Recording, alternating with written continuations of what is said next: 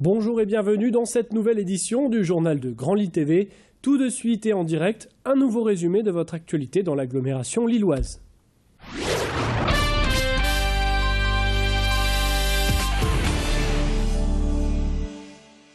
Et on commence ce journal avec cette inquiétante série d'attaques à l'arme à feu.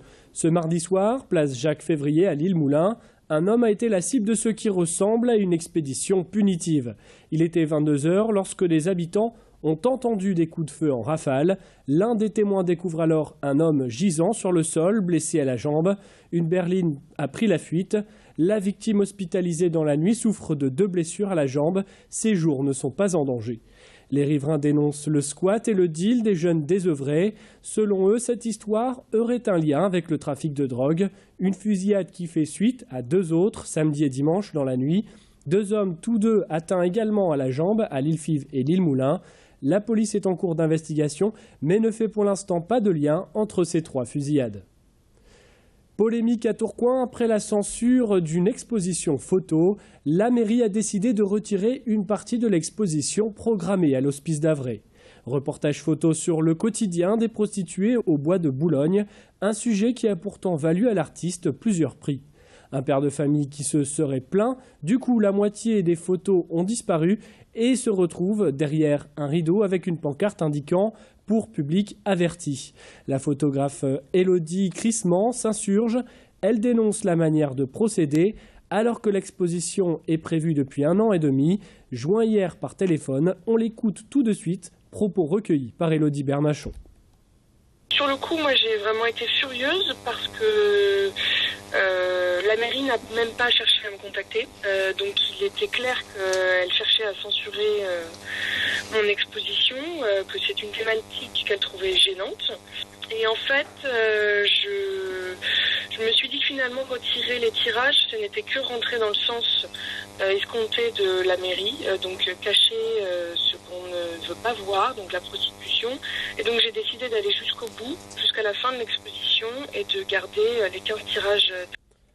Plus qu'un échange de bons procédés, c'est une solution pour lutter contre la solitude des personnes âgées. Françoise, 80 ans, vivant seule dans sa maison à Marcq-en-Barœul, a accepté il y a 3 ans de partager son quotidien avec des étudiantes. Chloé, en première année d'anglais à la fac de Lille 3, y trouve son compte. Les 2 femmes s'entendent à merveille et se rendent des services mutuellement. Elle a son étage réservé rien que pour elle et tout ça pour 250 € par mois. Tout le monde y trouve son compte. On écoute Françoise, la logeuse, reportage signé Macha Grunessen.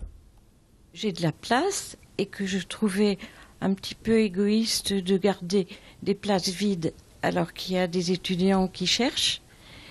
Et après, parce que je suis amenée à vivre beaucoup de solitude et que je pensais qu'en rendant service, en recevant aussi une participation pécuniaire et en ayant quelqu'un de jeune avec moi, eh bien ça pouvait à la fois continuer à m'ouvrir l'esprit et à donner ce que j'ai acquis pendant toutes les années de ma vie. Opération séduction des étudiants étrangers, voilà, toujours concernant les étudiants. Ce samedi soir, une grande soirée a été organisée par le Conseil régional et la Chambre de commerce. Objectif, rendre la région plus attractive et tisser des liens stratégiques avec les décideurs de demain. 700 étudiants présents de 90 nationalités différentes. Parmi les nationalités en hausse, les pays émergents comme la Chine et le Brésil. Une soirée de bienvenue, l'occasion également de découvrir les spécialités de la région, qu'elles soient culinaires ou culturelles. Une soirée dans le cadre de la semaine internationale dédiée à la mobilité des jeunes et qui a visiblement beaucoup plu aux étudiants. Propos recueillis par Idil Gunay. Je suis très content d'être ici parce que je trouve que Lille c'est une ville très belle et en place je suis très intéressé pour améliorer mon français et je trouve aussi que c'est très bien placé dans l'Europe. J'aime bien la France, je pense que la culture française elle a beaucoup de choses à voir et à faire et Lille c'est une ville où il y a beaucoup d'étudiants, c'est une ville très vivante. J'ai choisi la France parce que les Français je l'aime beaucoup mais je sais que je dois améliorer et pour sa raison je suis ici à Lille. C'est une reconversion professionnelle pour le moins originale. Jacqueline, ancienne préparatrice en pharmacie, a décidé de lancer le premier camion itinérant de toilettage pour chiens. Une passion pour les animaux et plus particulièrement pour les chiens l'a amené à racheter cette ancienne ambulance. Tout se passe dans la camionnette, une solution pour les personnes qui ont du mal à se déplacer. Elle envisage par la suite de lancer un site web et de proposer des articles et accessoires pour chiens et chats. Notre reporter Alexandra Gossin a suivi Jacqueline lors de sa tournée. C'est une idée très originale parce qu'en plus je fais ça en ambulance, dans une ancienne ambulance que j'ai réaménagée et je vais chez le client, devant leur maison. Donc je ne rentre pas chez eux.